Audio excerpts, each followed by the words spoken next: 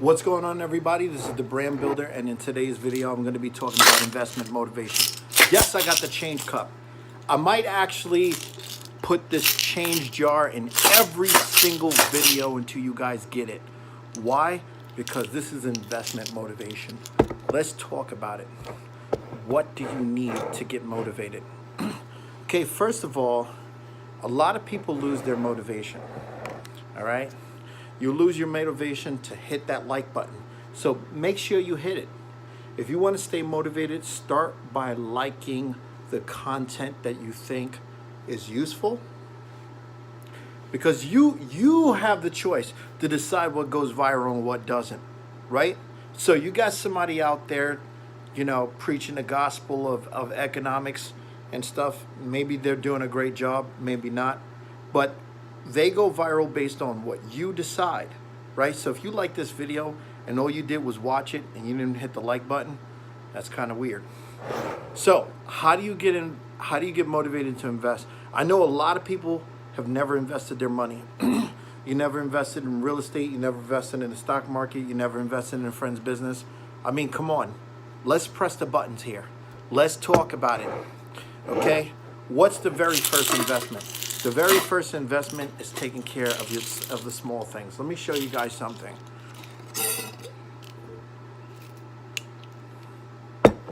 Small things first.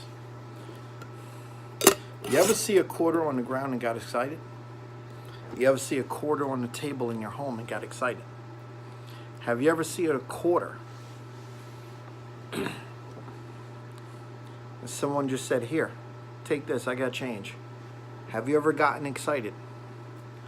I'll tell you about investment motivation. Have you ever seen a quarter in dividends and got excited? Probably not. Who knows? Let me tell you something. Guys, think of the small things. You want to know why I know that investing is not for everyone? Had a guy I was teaching about investing in stocks. I actually shared with him my Robinhood portfolio and said, listen, you get a free stock, I get a free stock. In fact, go to the link below. I posted a link below. You can get a free share of a Robinhood stock. You have to use my link, by the way. We both get a free share. So anyway, I started helping him. And the very next day, after he was all set up, he asked me, when do we sell? So I looked at him and I thought to myself that, dude, what are you talking about? I gave him a list of some small, I said, listen, if your budget's $100, here's a list of some stocks that would be great for $100. It's a long list, it's a spreadsheet. I showed him some of my dividends on the spreadsheet. I showed him some of the companies I invest in, some of the companies I'm holding for long term that I plan to sell later. But mostly I have dividend stock, right? I don't like to buy stocks unless they pay dividends, unless it's an incredibly undervalued company that I think that if I bought it for like 50 bucks and I could sell it for $150 later, why not, right? So that's $100 profit, because I know that the company's way undervalued. So that's gonna be a payday. What am I gonna do with that money? Either buy more stocks or invest in something else, right? Now, we talked about all types of investments on this channel, but I want to talk about how to stay motivated in investing, how to stay motivated. Now, true diversification means to go outside of the norm. I'm getting complaints that I don't talk about diversification with people. So what is diversification? Diversification could mean this. It could also mean a checkbook. It could also mean cash in your pocket. It could also mean your stock portfolio.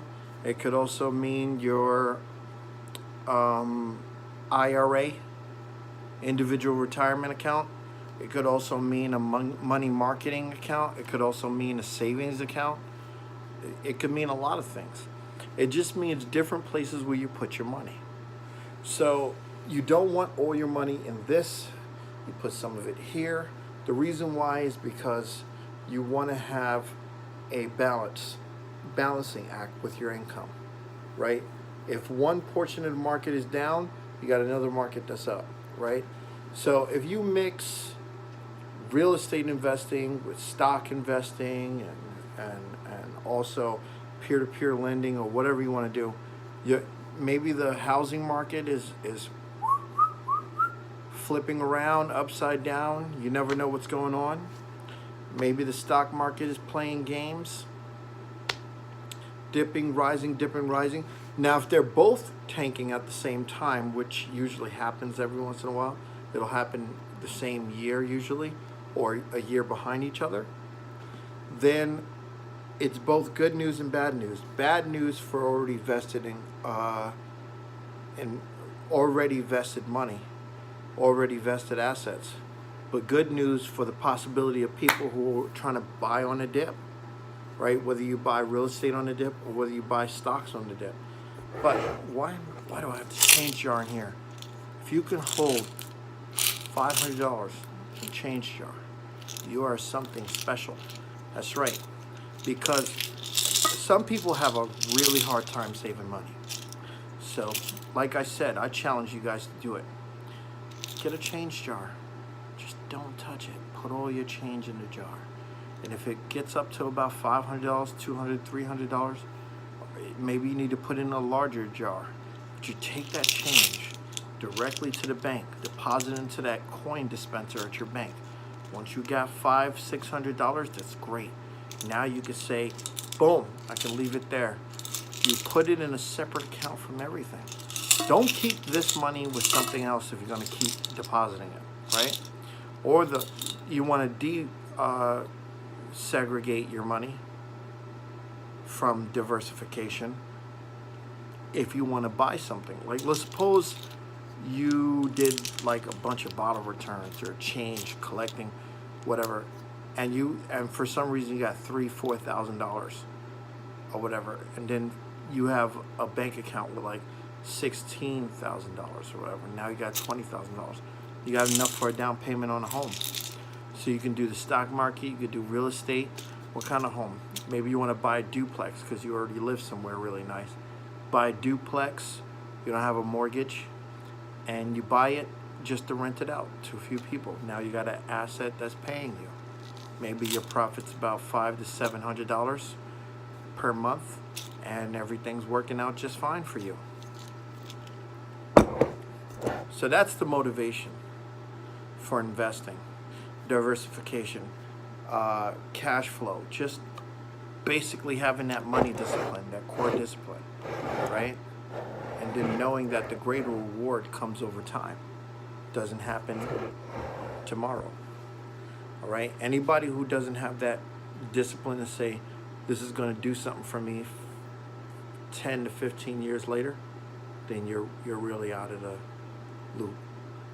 I think I'm going to make another video, another version of that video, how to quit your job in 10 years. But the information is basically a presentation. It's a conversation I have with someone else for the most part. So, and I'm going to be interviewing more people for this channel. So get ready for that, because we're going to get some of my friends on this channel. I have a real estate investor that I would love to have speak with you guys. So just put a thumbs up, subscribe to the channel, comment below, and have a great one.